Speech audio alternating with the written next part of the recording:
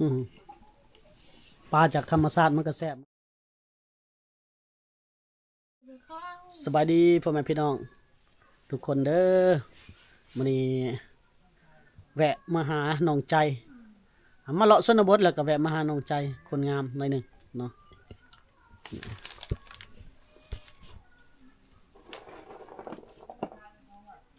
มื้อนี้บ่ได้ไปหูดข้าวบ่มื้อนี้บ่ได้ไปสบายดีนะจ้าสบายดีเด้อเป็นได้คือบ่ได้ไปหูดมื้อนี้พักผ่อน น้องไอตลอดโดนเก็บบ่สบาย คือบ่บอกอ้ายว่าบ่สบายเจ็บคอเจ็บหยังบ่ได้ซื้อยาเข้ามาให้เลยบ่ได้แม่นสิเข้ามาดุๆได้เป็นหวัดอากาศเปลี่ยนแปลง หนาวเลยเนาะนี่ก็เดินก็หนาวอ่ะโอ้ยมันกว่าแล้วยังติด ห กับ นาว เวียดนาม อากาศเปลี่ยนแปลงพายุเข้าแน่อากาศก็เลยหนาวเย็นจ้อยๆว่าสิเลาะถ่ายคลิปชนบทถ่ายลงเพจนั่นเอาเลาะถึงๆบ่ได้เบิ่งสิเลาะได้หรือบ่ ไปถึงทางฝนตกฝนตกมันบ่ฝนตกแบบฝนตกบ่หนาวอะนะฝนตก ฟอย ลมๆอากาศช่วงนี้แหละคนเฮาก็ เป็นใครนะ ช่วงนี้แหละอากาศก็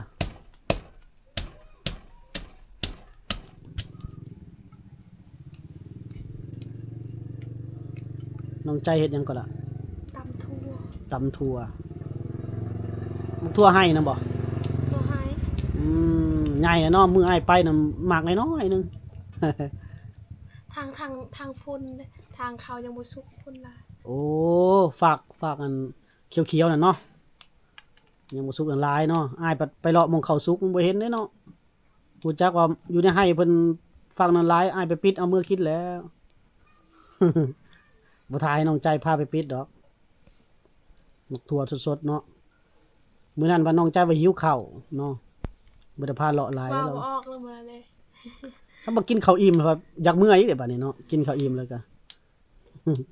ว่าบ่ได้มาเข้าอยู่เฮือนว่ะบัดมาฮอดแล้วมาเข้าอยู่เฮือนเลยเออน้ำหลายเด้ช่วงนี้ไปให้น้องใจก็พูดเบิดแล้วบ่ฝากนั่นฝากเฮาไปอยู่เนาะ ยัง ยังบ่ อย่างน้อยเดียว ยังน้อยเดียว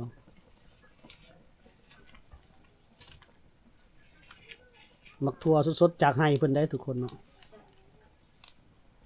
ถือว่าบ่ได้ใส่สารเคมีบ่มีปุ๋ยบ่มีหยังเลย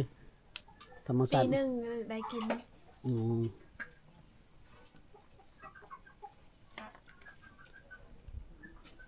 มักทั่วไห้สันๆมักทั่วไห้นะ ทั่วเขาขายสุจะแซ่บเนาะ ฝักยาวก็แซ่บแบบนึงแต่ว่าทั่วไห้มันจะแซ่บอีกแบบนึงส่วนหลายเพิ่นจะมักใส่ปุ๋ยใส่หยังดอกทางเฮานี่มักทั่วไห้นี่บ่ได้ใส่ปุ๋ยหยังออร์แกนิกล้วนๆเลยนะตำหลายดิซะเนาะจักฟักนี่ เป็นลาย กินหลายบ่ แนมกล้องพี่ดอกไปแนมหยังแต่พุ่นเนาะ เขาว่าตาเหล่เด้บ่ได้แนมกล้องนะพี่ซบตา FC พี่แนมกล้องนะยิ้มเฮ็ดตาหวานๆใส่ FC พี่ดอก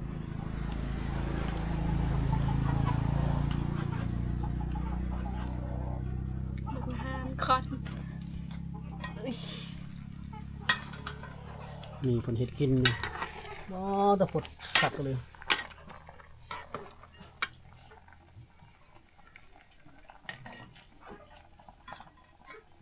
แซ่บเป็นจัง อืมปลาจากธรรมชาติมันก็แซ่บหมดแหล้ว หนังฝืนคิดดงนี่คือเนาะ อืม ใจหาย โอ้ตำกินจะคนนี่คือว่าฮักใส่ลายเลย หลายคน ส้มบ่ บ่ได้ว่ากินส้มแล้วกินข้าวแล้วหิวข้าวเลยเด้ เอา ผู้ใดบ่อยากก็แล้ว ไป ไป ถือทองมานะ อืม มันน่าจะถือทองมาเด้อ เอ้อยเจ้านี่มาแต่กระโตได้บ่ได้ถือข้าวถือน้ำมาพี่เลยก็ เค เลย ยไปยักเข้าหมดเลยเคยจะลดหุ่น แค่แน่น้องใจหุดข้าวใหม่มาแล้วเอามาแล้วว่าข้าว มาแล้วยังมาตาม ได้กี่ซอบปีนี้นะ เนาะยังทันได้แล้วเด้ ล้อหุ่นได้นะ ก็ได้12 ซอง อืมปีนี้ข้าวไม่งามเนาะ มื้อนี้เพิ่นแต่งตัวแบบนุ่งเสื้อกันหนาวเนาะ หนาวนี่เด้ มันอากาศเย็นอืม บ่ได้ไปเล่นชัยเด้อตอนนี้ เอาสิไปลินไส อืมมีแต่เฮือน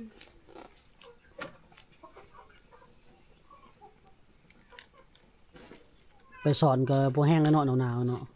น้ำเย็นๆเนาะน้ำหินซ้ำ แม่ไปซ่อนมาเลยได้อยู่ แม่เพิ่นไปสอนเนาะไวเลยเลย บ่แม่นเขาเฮ็ดหยังเขากังน้ำ เขาสระเอาบ่ โอ้สาเอาได้บักหลายนะ อืม เอาเนาะ ใครไรเซฟไร โอ้ใส่เป็นนัวโหดเลย ใส่หลายเจ็บหลายสโลแกนนั่นนี่ เฮ็ดซื้อเกลือส่งถือแล้วเสียรถ อย่าใส่หลายจะได้เกลือได้เค็มซะเลย ส่งถือซื้อแล้วนี่นี่ โอ้ลายเท หลาย ตายมาไขลังอีกบัดนี้ไตทำงานหนัก ไตสิ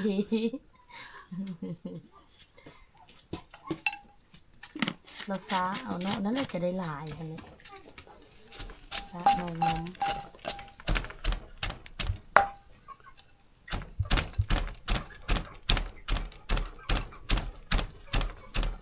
โอ้น้องใจตำบักถั่วนี่จนสะเทือนหมดเนาะ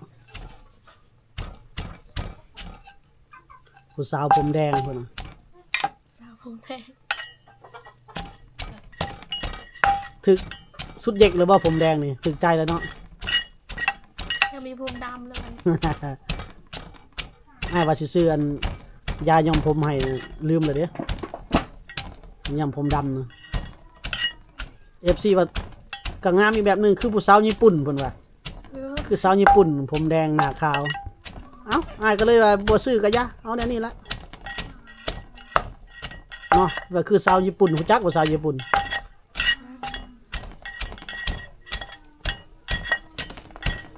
นี่ใจตำบักทั่วให้สู่กินแนมกล้องให้เด้อคนสวยเด้อ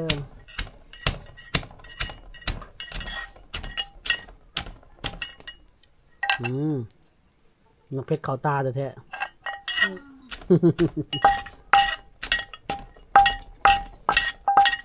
สิบก่อน เป็นยังไงขาดตกบกพร่องหยังเนาะ แซ่บ ไม่ต่ำไม่มีแปลกด้วยหรอก กะปิแซ่บบ่ ถ้ามีกะปิ ใส่เกลือกระลายเลยระวังมัน ตัวต่ำมันได้ซื้อยัง จักบู แซ่บ รู้จักแต่ว่ากินอย่างเดียว ผักกระถิ่วข้าว ไข่ด จะต่ำยังไงมันนะ บ่ได้ตำหยังนะบ่มีหมักถั่วตำหมักมีแต่ก้อยแจ่วน้ำปลากินกระปิ้งสินหมู คือว่าเห็นต่ำมาทั่วเห็นน้องส่งให้เบิ่งนะ ำแม่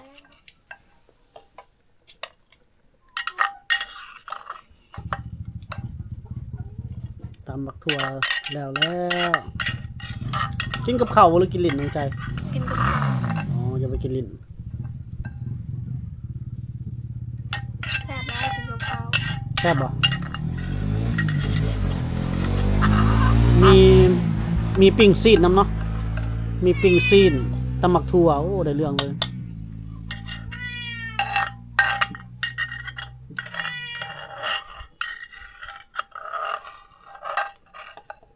เอาบ่วงน้อยดอกน้องใจนี่มักเฮ็ดกับเขาวมักใจน้องใจมักเขาวครัวเฮ็ดกินแม่บ้านแบบสมบูรณ์แบบเนาะน้องใจเนาะทั้งสวยทั้งขยันทั้งเก่ง FC ดอกเพิ่นย่องนะน้องใจงามบ่ งามชูเขาอะไร สู้เขาบ่ได้บ่ อืม โอ้แล้วซะเนาะ ชุกบอซิมก่อน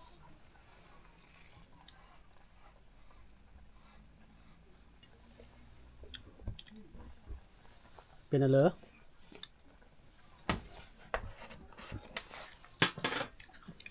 MC มากินข้าวน้ำแน่ มาเด้อกินข้าวกับน้องใจายกินแกงปลาตำทั่วแซ่บ นี่มาพี่น้องกินข้าวน้ำกัน กินแล้วจังเว้ากันใหม่เพราะว่ามันหิวแล้ว ยามหิวนี่หายได้เนาะน้องใจเนาะข้าวใหม่บ่เนี่ยหรือยังข้าวเก่า ๆข้าวเขา โอ้ข้าวก็เย็นเนาะมื้อนี้เนาะ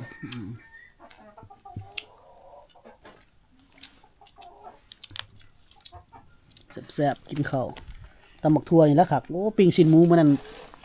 ได้ตำบักทั่วนี่ป่ะตัว เย็นเนี่ยไปใกล้ๆตัวไฟปะ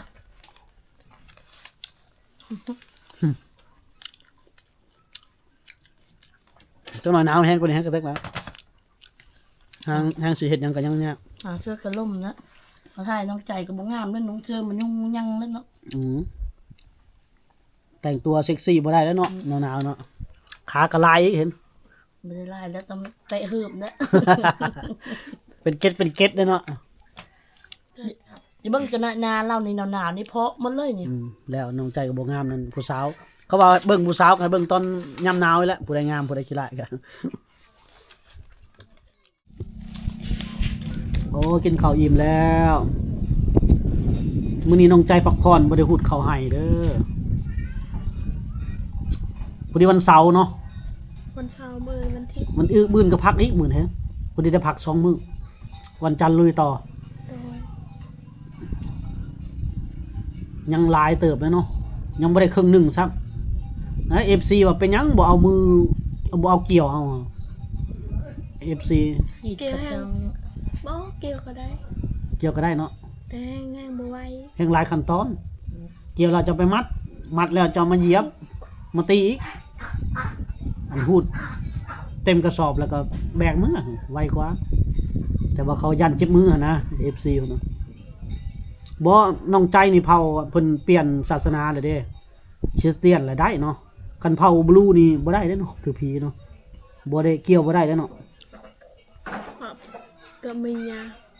ฝนเม็ดน้อยๆสาดใส่ทุกคนเด้อหนาวเย็นพร้อมอากาศเย็นพร้อม เห็นน้องใจน้องเสือปักกับน้องเสือกันล่มหมดทุกคนนี่มันเย็นแบบ แฟชั่นหน้าหนาวก็มีเสื้อกันลม อยากอายจัง โอ้ไอ้แล้วแหละ ขั้นคอดิให้เต้เพิ่นกินอันนี้นี่ เออ ไปไอก่อนจะไอกะ กินนี่ได้ กิน เอ นี่ อ ไอ แห้งตัวการและน้ำส้ม น้ำเย็น น้ำส้มน้ำหวานกินน้ำอุ่นตื่นมาเลยกินน้ำอุ่นต้มน้ำอุ่นกินแฟชั่นหน้าหนาวกับรองเท้าผ้าใบ เสื้อกันลมเสื้อกันหนาว ไปใส่รองเท้าเข้าไป หมวกได้บัดนี้ได้ หางบมาใช้ซื้อมีเงินเนาะน้องใจเนาะแดดออกแล้วเด้บัดนี้ใครๆแน่แดดออกบัดนี้สึก ผิวก็แห้งมันเนาะ ผิวก็แห้งแล้ว ซุปกระ ครีม แตก ทาผิวครีมทาซบทาปากแม่นซบนั่นเลยคนละซบเลย เดี๋ยวไปเบิ่ง ผิวแตกผิวแห้งหมดแล้ว อันนี้ถ้าซุปก็ อืม หรือพลาสติกมามีงามแล้วมา เพราะว่ามันหนาวเลยเด้อนี่ก็บ่จ่อยมากมันนี่ก็ บ่ก้อยมาเห็นกัน คิดว่าน้องใจไปให้แหละ ขีดกันเริ่มมันนั้นได้เริ่ม บ่จ่อยไปหาเลาะถ่ายคลิปลงคลิปชนบทพุ่นละ มาปัดแวะเห็นน้องเนาะก็เลย คิดว่าเราอยู่ไห้พุ่นแล้วเนาะหูดเข่าอยู่เนาะ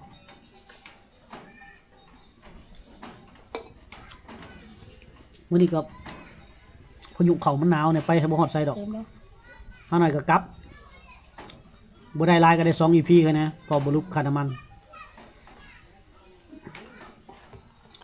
แล้วก็ โอ้ยแดดออกเลยไม่แห้งเลยไม่ได้หนาวเพราะว่าแดดออกแล้วก็มีเสียงแดด เมื่อวานนี่เขาไปบ้านดงตุ่นยังหนาวยังร้อนได้ ฮ้อน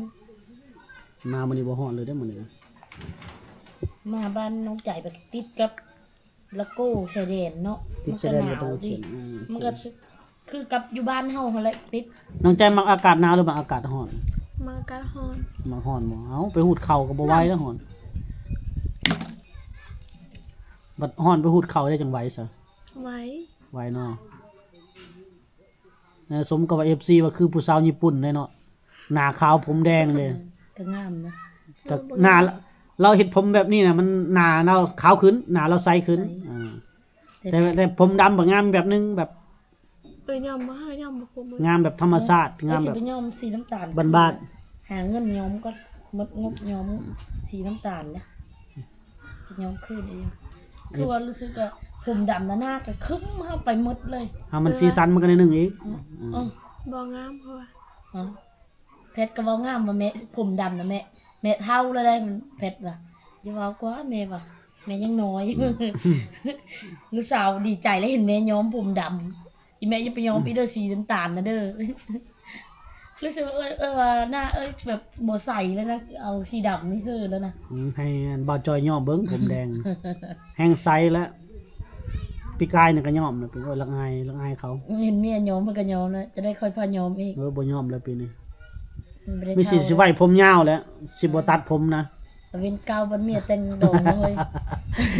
สิเอาแบบเสกโลโซเนาะรุ่นนั้นพุ่นแหล้ว ใช่สบายจะบ่ได้ไปกัน ก็เห็นเว้าไปน้ำใจ เอาเฮ็ดแล้วก็เวียนก็เต้นเพลงนั่นน่ะเขากำลังนั่น จะ นะ จะบ่เพลงหยังก็เพลงกันเลย เพลงบ่ได้ฮิตได้ อยากไปภาคเหนือพุ่นแหละเดี๋ยวนี้ผู้อุดมไซหลวงพระบางพุ่นแหละ สุดยามนี่อยู่หน้าอยู่พุ่นอยู่บ้านนาเอามีแต่ม่วนเลยตอนนี้ บ่เขาเฮ็ดหยัง นี่เขากินมะพร้าวเลย เขากินมะพร้าวบรรทุกมันหน้าบรรณา อืม บ่ได้ไปดอก ปีแล้วบ่ได้ไปเนาะ จักปีละ ได้ละปีหนึง ปีกายได้ไปบ่ ปีก่อนท่านไปเนาะ 2 ปีแล้ว อืม อ้าวซ้ำนี้ก่อนเนาะคลิปวิดีโอเฮาเนาะพอแต่ได้อันมาหาน้องใจแวะมาลิ้นนำเพิ่นเล็กน้อยก็ถ่ายให้